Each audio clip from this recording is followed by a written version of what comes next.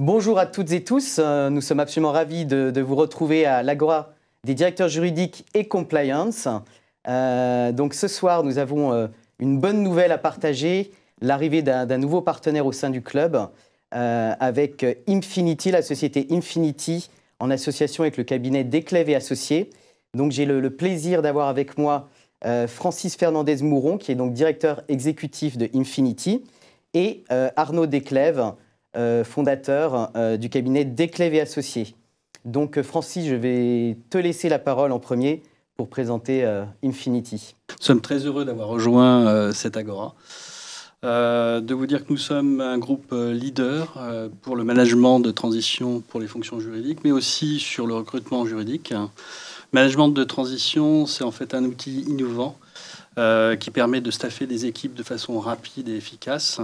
Management de transition, c'est en fait un intervenant, avocat ou juriste, qui est détaché au sein d'une entreprise. Nos clients, ce sont des grands comptes de type CAC 40, de grandes sociétés internationales. Et ce manager est piloté par un expert, un des directeurs associés de notre équipe.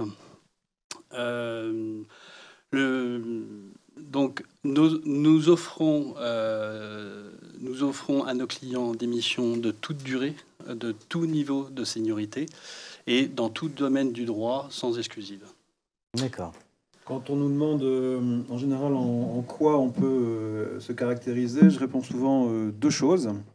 D'abord, la rapidité de nos interventions pour des demandes de nos clients, grâce en fait principalement à un vivier de managers de transition que nous avons validé et rencontré très en amont.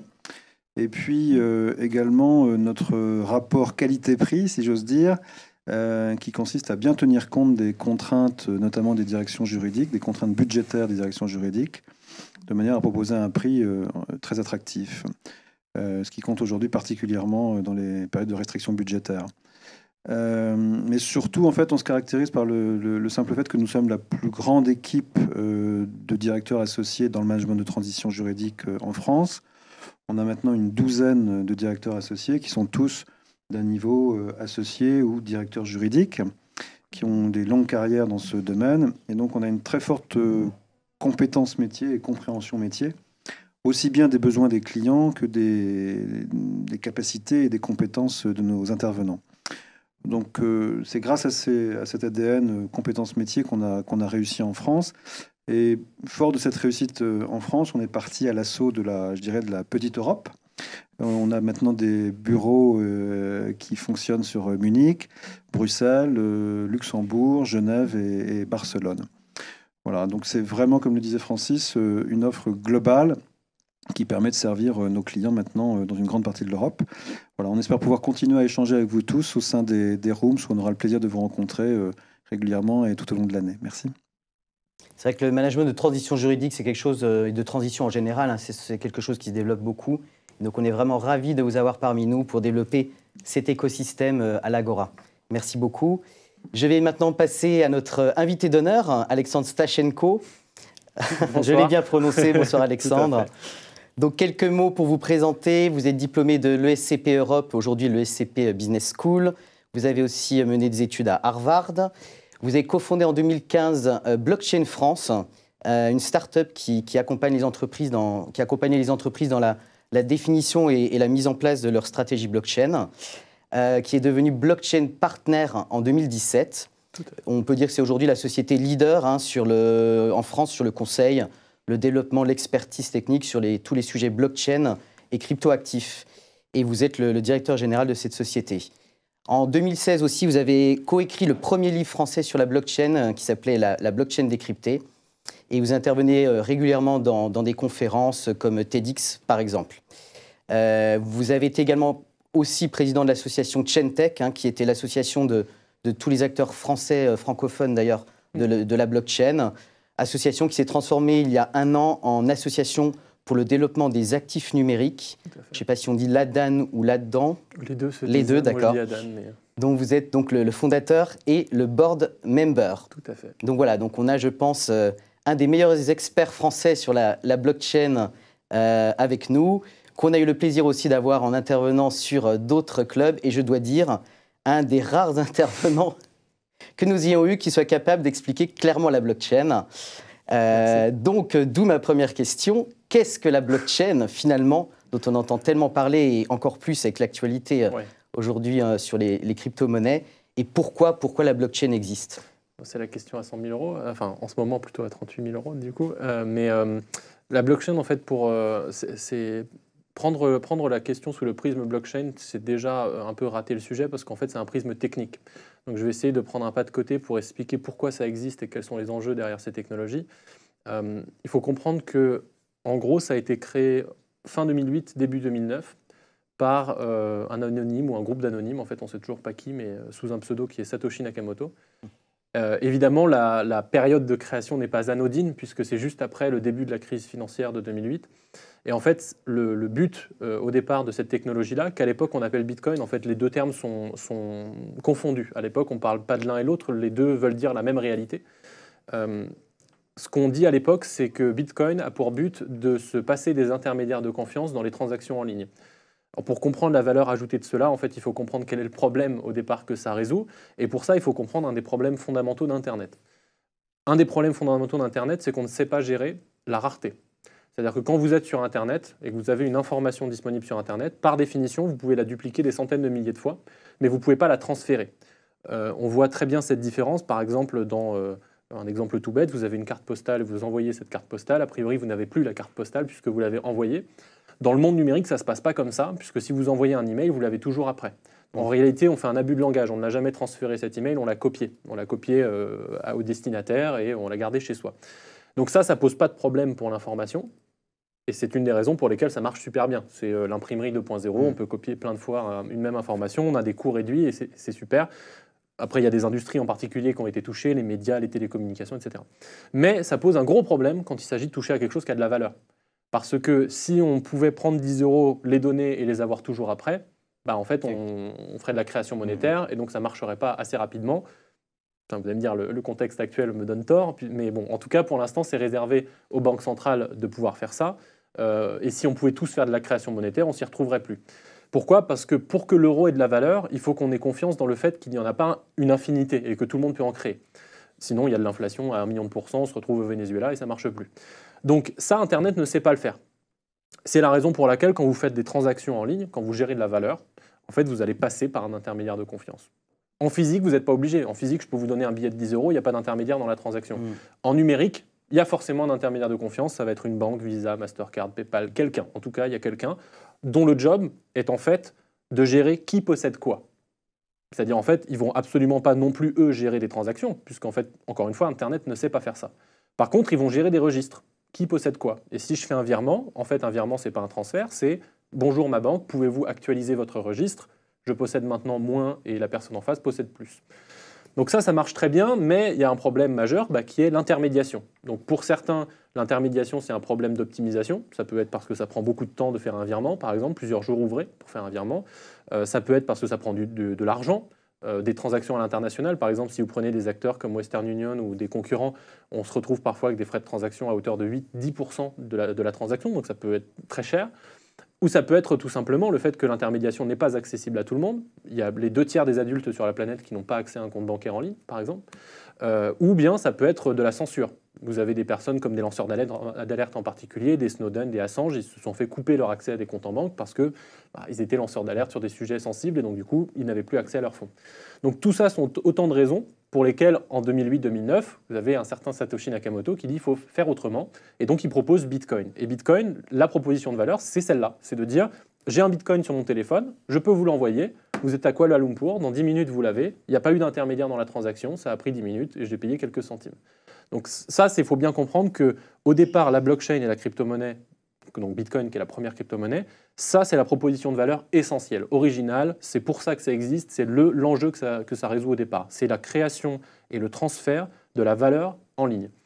Derrière ça, en fait, on comprend très vite que c'est très vaste comme sujet, parce qu'on se rend compte qu'il y a le même mouvement que ce qu'on a eu avec Internet, ce qu'Internet a fait à l'information, la blockchain et les crypto-monnaies le font à la valeur. Donc dans le rôle des télécoms et des médias, on va retrouver les banques et les industries financières, qui évidemment ne sont pas super contentes qu'une telle technologie existe, mais vous allez, de la même façon, c'est c'est une industrie, au départ Internet est une industrie ou une technologie de la communication, ça ne veut pas dire qu'il n'y a que l'industrie de la communication qui a été touchée. On tous touche à de l'argent. Donc mécaniquement, ce n'est pas parce que c'est une technologie financière qu'il n'y a que l'industrie financière qui va être concernée. En fait, mécaniquement, on va tous être amenés un jour ou l'autre à gérer ce genre d'actifs-là. Et donc, ça nous concerne tous. Aujourd'hui, on a des comptables, des juristes, etc., qui se retrouvent avec des clients qui leur disent « j'ai des crypto-monnaies, je les mets où dans mon bilan ?» Bon, voilà, ça, c'est un impact concret pour des professions réglementées, par exemple, comme les comptables. Je termine juste en donnant peut-être une perspective sur pourquoi blockchain et crypto-monnaie sont aujourd'hui deux termes séparés. Parce qu'à partir de 2013, 14, 15, il y a eu une distinction qui a été faite sur les deux termes, où on a parlé de blockchain pour parler de la technologie, au sens protocole informatique, et Bitcoin et crypto-monnaie pour parler du sous-jacent économique. C'est comme si je disais il y a le web et il y a HTTP. En fait, c'est une partie technique, technologique, le protocole, mais en fait, aujourd'hui, on se sert tous du web. Personne ne sait comment fonctionne HTTP, c'est pas grave. Donc, il y a un peu la même chose, c'est pour ça que je disais attention au biais. La blockchain, c'est un sujet de DSI, en fait. C'est un sujet technique qui est très intéressant, je suis le premier à le dire, mais qui ne va pas concerner tout le monde. Le sujet plus impactant pour la plupart des gens, ça va être, et c'est peut-être contre-intuitif en France, mais dans d'autres pays, commencent à s'en apercevoir, ça va plutôt être les crypto-monnaies, les actifs numériques, comme on les appelle officiellement en France d'ailleurs, puisque c'est dans la loi Pacte aujourd'hui appelé actifs numériques. Donc voilà, c'est ça qui a fait que les deux termes ont fait une bifurcation. Au départ, c'est la même chose, il faut bien le comprendre. L'enjeu, c'est la gestion de la rareté du transfert de valeur en ligne. Et puis, aujourd'hui, plein de cas d'usage qu'on évoquera après. Mais l'enjeu initial, la valeur ajoutée, le pourquoi ça existe, c'est vraiment cet enjeu-là. Donc pour vous, ça peut être à terme une révolution aussi importante qu'elle a été Internet, qui a quand même transformé nos modes de vie Oui, alors après, je ne suis pas devin, évidemment, donc il y a une question d'adoption. Mais je note en fait qu'on retrouve à la fois les mêmes dynamiques, c'est ce que je disais, on va avoir une décentralisation, une sorte d'incensurabilité. Un des premiers avantages, par exemple, des blogs et des réseaux sociaux qu'on mettait en avant, c'était le fait qu'on n'avait plus à passer par un média, donc on pouvait dire ce qu'on voulait. Donc on retrouve les mêmes dynamiques, rendre le pouvoir à l'individu. Dans les années 90, on avait exactement les mêmes discours sur Internet, ça va permettre de rendre le pouvoir à l'individu, etc. Donc ça va, à mon sens, produire la même dynamique sur les professions financières, c'est-à-dire créer de la concurrence, ouvrir des métiers, décentraliser ce système financier, avec plein d'avantages qui peuvent être non négligeables. Aujourd'hui, on voit que, par exemple, quand on est en pleine crise, en fait, la Fed, la BCE se mettent à imprimer de l'argent et c'est une fuite en avant géante, quoi. Donc il y a beaucoup d'entreprises, d'ailleurs Tesla a fait la une ces derniers temps parce qu'ils ont transformé 1,5 milliard de leur trésorerie en Bitcoin. L'argumentaire qu'ils donnent derrière, c'est en fait le dollar aujourd'hui, c'est un glaçon qu'ils font. Donc il n'y a aucun intérêt à garder du dollar si on est sûr que de toute façon, dans un an, ça vaudra moins que ce qu'on a aujourd'hui. Et donc les gens cherchent à sortir d'un système de monnaie étalon où le dollar permet en fait aux États-Unis d'imposer leurs droits partout, la fameuse extraterritorialité du droit américain, pour retourner à un système étalon qui ne serait pas l'or, parce que l'or c'est compliqué, il faut le gérer, c'est physique, etc., mais à une sorte d'étalon or numérique qui serait le Bitcoin. Alors, ou une autre, je n'ai pas de philosophie particulière pour le Bitcoin, mais il faut avoir en tête que le Bitcoin représente quand même aujourd'hui près des 2/3 de la capitalisation totale de toutes les crypto-monnaies. Donc ça reste la première et de très très loin, même si on existe des centaines d'autres derrière. Donc oui, il y a un gros dynamisme, potentiellement une révolution, le mot est galvaudé aujourd'hui, donc je ne voudrais pas rentrer entre guillemets dans ce jeu-là. Est-ce que ça peut être la fin des banques? C'est ce qu'on entend parfois ou... Je ne pense pas. Je pense que c'est une redéfinition de leur rôle. Il y a encore beaucoup de gens je veux dire, Internet n'a pas amené la fin des médias. Par contre, clairement, leur business model est remis en cause. Il y en a beaucoup qui le cherchent encore. Il y a d'autres médias qui ont fait leur apparition. Il y a une façon d'interagir avec l'information qui est nouvelle. Ça a créé parfois des mouvements sociaux, voire des révolutions dans certains pays. Donc on est à peu près dans la même dynamique, c'est-à-dire que tous les gens qui n'ont pas accès au système financier vont avoir enfin accès à ce système-là. Maintenant, ceux qui vivent, par exemple, moi je suis dans un pays de l'OCDE, j'ai un compte bancaire et je fais des virements SEPA instantanés, le Bitcoin, ça ne va pas me changer ma vie, à part comme actif de réserve. Là, effectivement, on peut avoir un investissement dessus, mais ce que je veux dire, c'est que moi, si je paye demain à un magasin en bas de la rue, je reste un paiement sans contact, ça marche très bien, c'est beaucoup plus rapide et ça ne me coûte rien. Donc, ça ne va pas être la fin des banques, parce que tout le monde aura, enfin tout le monde, non, beaucoup de gens auront encore besoin d'un intermédiaire de confiance. Ils voudront pouvoir appeler le banquier et dire voilà, il s'est passé ça, est-ce qu'on peut revenir en arrière, est-ce que je peux avoir un conseil? Mais clairement, il y a une redéfinition du rôle. Il y a de la concurrence qui va émerger. Il y a des entreprises qui aujourd'hui font 4 salariés et qui gèrent 30 milliards de volume. C'est impressionnant. Donc évidemment qu'il va y avoir une redéfinition, mais ça ne veut pas dire que des acteurs financiers ou en tout cas des compétences financières ne seront plus nécessaires pour naviguer dans ce monde, quoi. Mais en tout cas, ce sera, je pense, la nécessité pour certaines entreprises de s'adapter, effectivement, de transformer un peu leur business model, comme on l'a vécu avec l'Internet, le e-commerce. Tout à fait. À la fois comme actif monétaire, après il y a un peu avoir un gros débat là-dessus, mais pour l'instant disons actif numérique, actif financier numérique un peu ovni, où en fait on va s'en servir comme étalon de réserve de valeur parce que c'est rare, c'est fini. Il y a un nombre limité de bitcoin, hein, c'est pour ça que ça ressemble à l'or, on ne peut pas en émettre autant qu'on veut, mais aussi à la fois effectivement comme outil de transaction, nouveau cas d'usage. Vous avez aujourd'hui tout un pan qui se développe qui s'appelle la finance décentralisée. Moi, ça veut dire quoi? Ça veut dire concrètement aujourd'hui, j'ai une application sur mon téléphone, je peux créer un compte, ça me prend 5 secondes.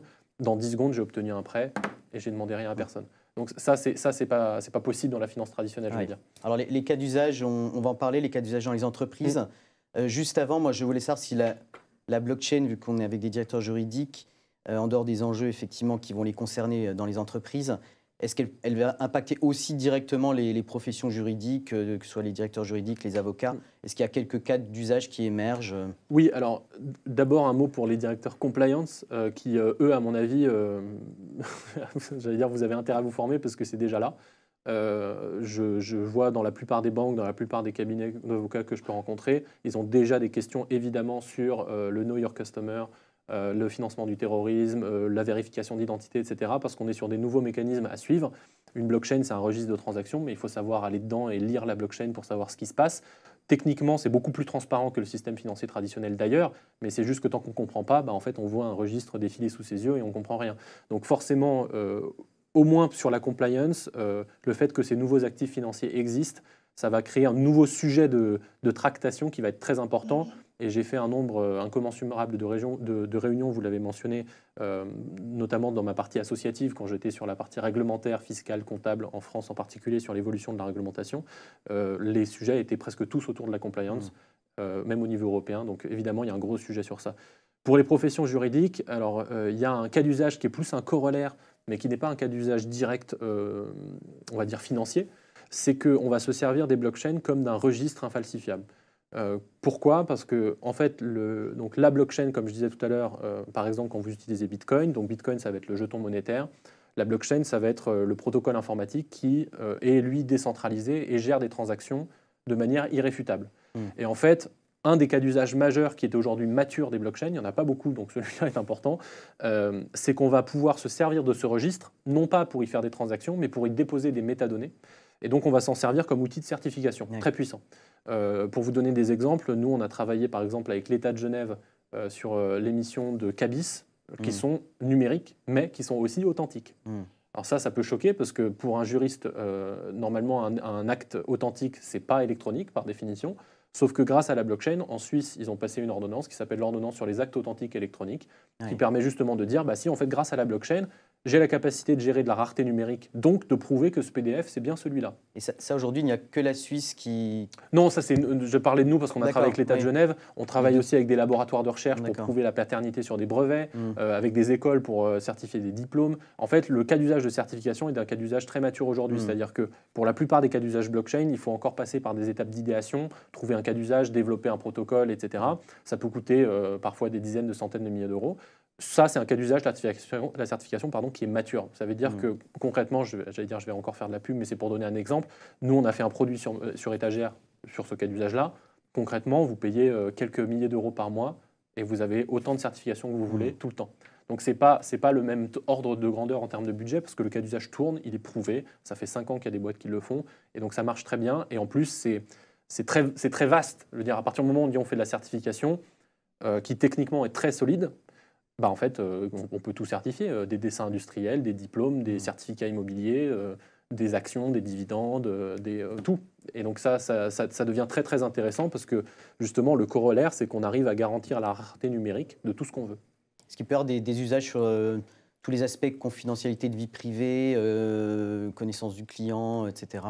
Alors sur la confidentialité, ça c'est un point qui est très important parce que ça a souvent été l'objet d'un débat. Alors déjà, je vais... mettre de côté une remarque qui est souvent faite. On parle souvent de la blockchain justement comme d'un registre infalsifiable et qui du coup par nature n'est pas compatible avec le RGPD notamment. En fait, ce sont deux sujets différents. Pour prendre un exemple, le RGPD par exemple ne s'applique pas à Internet. Il s'applique à un responsable de traitement de données. Donc quand vous mettez une information sur Internet, bon courage pour la supprimer. Évidemment, c'est impossible. Vous allez la supprimer d'un endroit, mais quelqu'un l'a copiée ailleurs, etc. C'est fini, vous ne pouvez plus la supprimer. Par contre, Vous pouvez aller voir Google et dire déréférencer ça parce que ce n'est pas conforme avec le RGPD. Là, c'est pareil. Une blockchain, le registre technique en tant que tel, quand vous mettez une information dessus, vous avez intérêt effectivement à ne pas mettre une information personnelle parce que c'est là ad vitam aeternam. Oui. Mais par contre, le RGPD ne s'applique pas à la technologie. Il s'applique au responsable de traitement de données. Donc on pourra demander à quelqu'un de déréférencer sur son service l'accès à une donnée XY. Donc ça, c'est un premier sujet. Sur le sujet de la certification que je viens de mentionner, ce qui est très intéressant, c'est que c'est un cas d'usage qui préserve la confidentialité. Parce qu'en fait, comme je le disais, on ne met que des métadonnées dans la blockchain. Donc en fait, cas d'usage très simple, par exemple, vous avez un contrat entre deux personnes ou deux entreprises qui vont dire, bah voilà, je propose un service, vous me devez 1 000 €.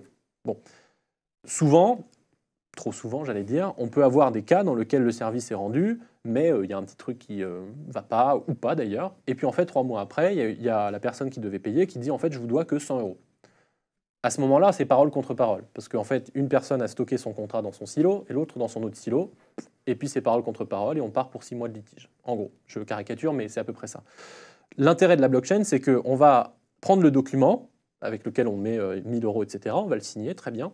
Ensuite, on va déposer une trace, qu'on appelle une empreinte numérique, un hash en anglais. Ce hash, on va le mettre dans la blockchain. Ce qui fait quoi? Ce qui fait que chacun repart avec son document comme avant, chacun son silo.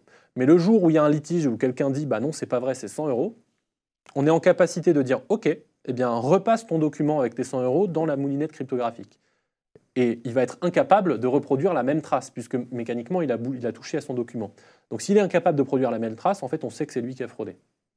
Et ça, donc, ça, c'est un vrai cas d'usage. Enfin, ça, c'est un vrai cas d'usage. Ça peut réduire. IBM parlait parfois, ils avaient mis ce cas d'usage en place aux États-Unis dans certains cas. Ils pouvaient réduire des temps moyens de litige de 90 jours à 2 jours. Ah oui. Parce qu'en fait, il n'y a plus de contestation possible. On a un registre qui est infalsifiable. Et en plus, je préserve la confidentialité, puisqu'encore une fois, ce n'est que la trace du document. Et à partir de cette trace, je ne sais pas remonter jusqu'au document original. Donc chacun garde son document original. S'il n'y a pas de problème, vous avez juste XKB 3825B qui est écrit dans la blockchain et personne ne sait ce que ça veut dire. Par rapport au litige, au niveau des tribunaux, c'est des choses qui sont reconnues Non, alors les confidences entre guillemets du ministère de la Justice sur le sujet, dans les différentes réunions auxquelles j'ai pu assister, c'est que évidemment en fait on ne peut pas créer de loi pour une technologie. C'est-à-dire on ne peut pas faire une loi qui dit la blockchain c'est bien.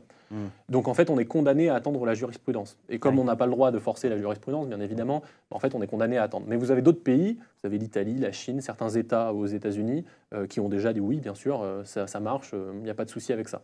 En France, pour l'instant, on a une définition qui est un peu ambiguë de la blockchain. La définition officielle, c'est dispositif électronique d'enregistrement partagé, DEEP, mais qui est très vague. En fait, on pourrait rentrer Google Drive dans la définition sans problème, donc ça ne marche pas très bien.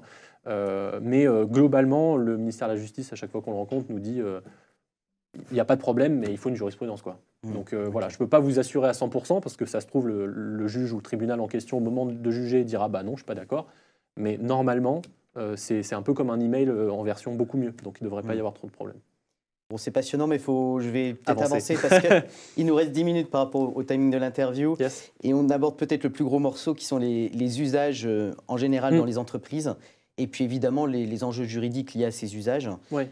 Donc, quels sont les grands cas d'usage aujourd'hui pour les entreprises? Oui, parce que pour moi, en fait, le prisme qui est le plus intéressant, en particulier pour des professions juridiques, c'est pas forcément que la blockchain va impacter votre activité, mais c'est que la blockchain va impacter beaucoup de gens qui sont vos clients. Et donc, mécaniquement, si vous ne savez pas pourquoi ils sont impactés, votre posture en termes de conseil juridique va être mise à mal parce qu'il faut maîtriser les cas d'usage qu'eux vont être amenés à traiter. Je prenais l'exemple tout à l'heure. Vous êtes expert comptable et on vient vous voir pour dire où est-ce que je mets mes cryptos dans mon bilan. Si vous ne savez pas, potentiellement vous allez perdre un client parce que lui, il ira voir un comptable qui sait s'y prendre.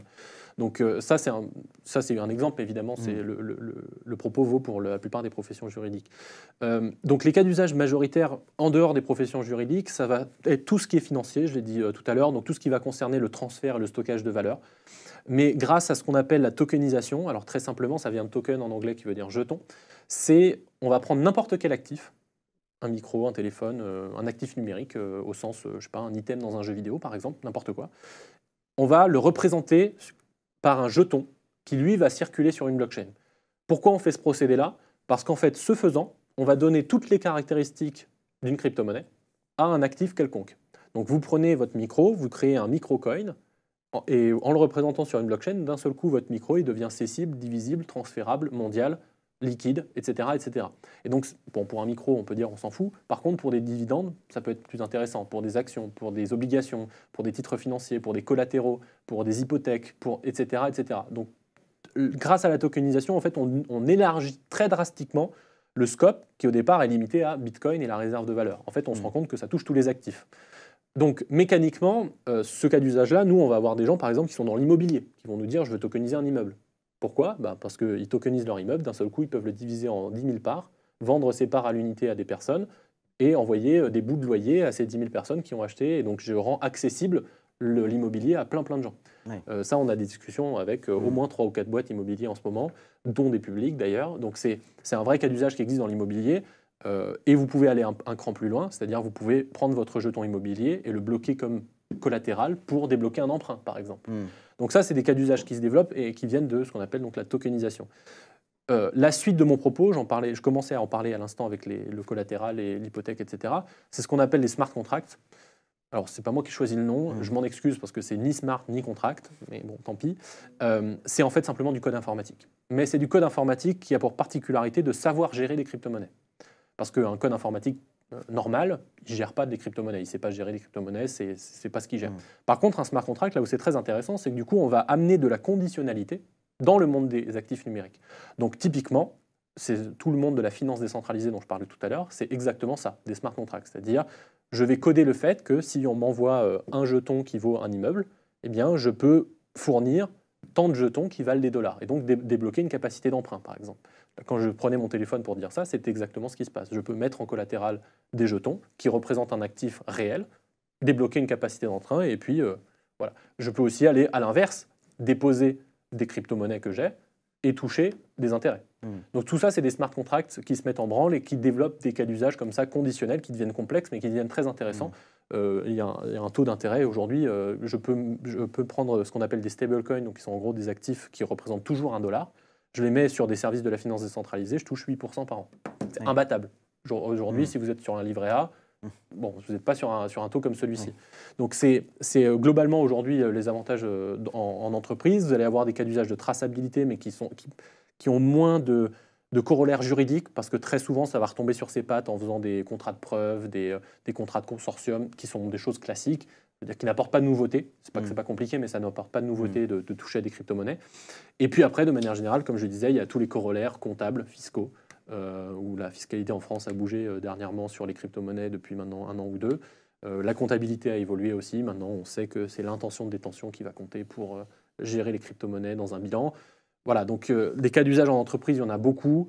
Je vais peut-être terminer avec un autre exemple qui n'a rien à voir, mais c'est pour donner une idée de la puissance de ce truc-là. Prenez l'industrie du jeu vidéo, qui est d'ailleurs une des industries qui s'approprie généralement le plus vite des innovations.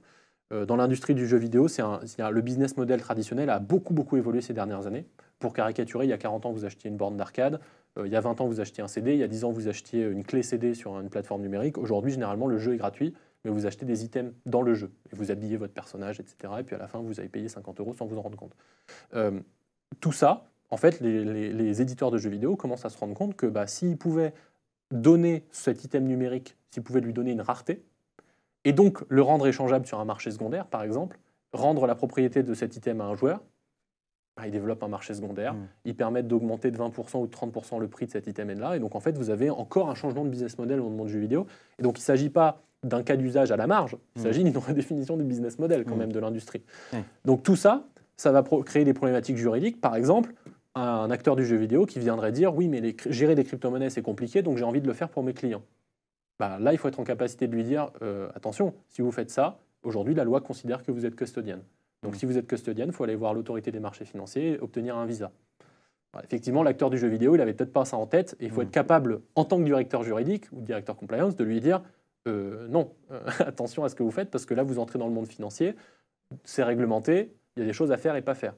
Et ça, évidemment, si vous n'êtes pas au courant des actualités ou des crypto-monnaies, des blockchains, comment ça fonctionne en général, vous allez peut-être lui dire « ah oui, c'est une très bonne idée », et puis en fait, dans 2 mois, il va se faire voir par l'AMF qui va lui dire « il y a un problème là ». Donc c'est pour ça que je disais, le vrai enjeu pour les professions juridiques, c'est pas tant quels sont les cas d'usage juridiques, bien qu'il y en ait un qui soit très identifié, qui est celui de la certification, qui est un vrai cas d'usage mature, qui tourne bien, mais c'est plutôt vos clients vont de plus en plus être amenés à en toucher, et ça va probablement aller plus vite que ce qu'on pense. Si demain, vous n'avez pas préparé ça, bah, en fait, vous allez perdre du monde parce que ces gens, ils vont aller voir des gens qui savent de quoi ils parlent. Et ça, voilà, potentiellement, ça peut faire une fuite de clients assez importante. Est-ce que vous avez je ne sais pas en tête, une entreprise en France ou à l'étranger dont évidemment qui aura un usage plus particulier de la blockchain ou des crypto-monnaies, un usage qui est connu, déjà public, qui serait un petit peu en avance sur cette... Bah, vous avez, en fait, vous avez des entreprises qui ont développé des cas d'usage de ce qu'on appelle des blockchains privées, mais c'est, comme je disais, ça ne crée pas de problématique juridique dans le sens où, en fait, c'est des consortiums qui se mettent d'accord, ils font une convention de preuve et c'est fini. C'est des cas d'usage qui, d'ailleurs, généralement prennent beaucoup de temps, mais j'allais dire, là, c'est plus un discours commercial, ça peut générer beaucoup de chiffre d'affaires pour des professions juridiques parce qu'en fait, dans un cas d'usage de blockchain privé, généralement, 95% du travail, c'est établir un consortium, faire une gouvernance, définir une association et des statuts, etc. etc. Donc c'est du travail juridique. 5%, c'est de la blockchain en fait. Mais c'est des cas d'usage qui existent, notamment pour faire de la traçabilité, donc supply chain, logistique, etc. Et ça, il y a quelques cas d'usage qui existent, mais ils ne sont pas encore en production. Donc je pourrais vous mentionner Maersk qui fait ça, IBM qui fait ça sur d'autres cas. Mais c'est plus intéressant de mentionner à la fois toutes ces entreprises aux États-Unis qui maintenant commencent à adopter Bitcoin comme réserve de valeur. Je mentionnais Tesla, mais PayPal, MicroStrategy, etc. Maintenant, vous avez à peu près la moitié des gestionnaires d'actifs aux États-Unis qui possèdent des crypto-monnaies aujourd'hui. Donc évidemment, de loin en France, comme on est, j'allais dire, une culture très centralisée, on est encore à l'étape de ça finance le terrorisme, malheureusement. Bon, ce qui est d'ailleurs, je fais un aparté, est complètement faux. C'est-à-dire que le pourcentage de transactions illégales dans Bitcoin, c'est 0,3%. Et encore, dans ces 0,3%, la grande majorité, c'est des arnaques. C'est-à-dire que ce n'est pas financement du terrorisme, drogue, etc. C'est une grande majorité de gens qui disent envoyez-moi des bitcoins et en fait ils ne les rendent jamais. Donc, je ferme la parenthèse. Donc aux États-Unis, il y a la moitié des gestionnaires d'actifs qui sont dessus. C'est un vrai cas d'usage. Stocker de la valeur, ça a l'air bête comme ça, mais stocker de la valeur, c'est déjà un vrai cas d'usage. Vous avez des assureurs comme AXA. Et AXA, ils avaient fait un produit qui s'appelle Fizi et qui permettait de se faire indemniser directement dès que son avion est en retard. Encore une fois, un smart contract, ça consiste à conditionnaliser un transfert de valeur. Si votre avion est en retard, alors envoyez la prime. Concrètement, aujourd'hui, sans smart contract, vous sortez de l'avion, il est en retard d'une demi-heure. En fait, vous avez les 2 tiers des gens qui ne vont pas faire la procédure parce qu'il faut appeler l'assureur qui va dire non, mais je ne suis pas d'accord. En fait, la ligne est à 42 bis, vous interdit de machin. Et en fait, vous devez faire vous-même la paperasse, ça prend 3 jours, etc. Avec un smart contract, vous êtes en capacité de sortir l'assureur comme juge et partie. L'assureur fait le contrat d'assurance, mais ce n'est pas lui qui déclenche le transfert d'argent. C'est est-ce que l'avion est en retard. C'est une vraie valeur ajoutée pour le client, en fait. Hein. Donc, oui, le client, lui, il sait qu'en descendant de l'avion, il a son argent. C'est très intéressant. Oui. Là, pour l'assureur, du coup, lui, c'est un peu se tirer une balle dans le pied parce qu'il se retrouve à payer des primes qu'il ne payait pas avant, évidemment. Mais le raisonnement qu'a eu AXA, c'est plutôt se tirer une balle dans le pied aujourd'hui qu'une balle dans la tête demain. Voilà.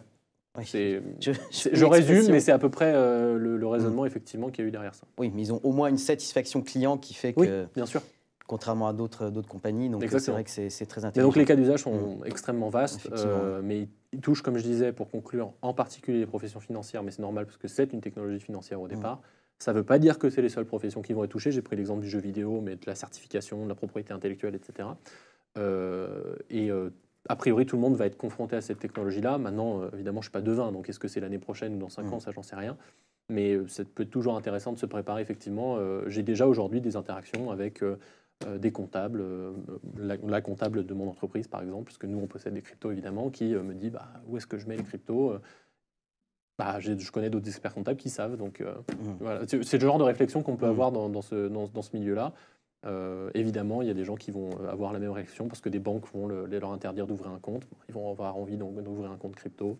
Voilà, il y a plein de sujets qui vont s'ouvrir et il faut être en capacité de comprendre au moins ce que le client dit et veut. Ok. Merci beaucoup Alexandre. Merci. C'était très clair. Moi j'ai tout compris, donc je suis loin d'être un expert. S'il reste des questions. Alors on va passer dans les network rooms pour ceux qui ne savent pas ce que c'est. On va se splitter en 2 et l'idée c'est de se retrouver entre directeurs juridiques et aussi avec nos partenaires pour pouvoir échanger, mieux se connaître. C'est un moment vraiment de networking entre nous. Je vous invite vraiment du coup à rester, ça va se faire automatiquement. Et puis on se retrouve juste après 20-25 minutes pour les questions à Alexandre. Donc restez bien avec nous et à tout de suite.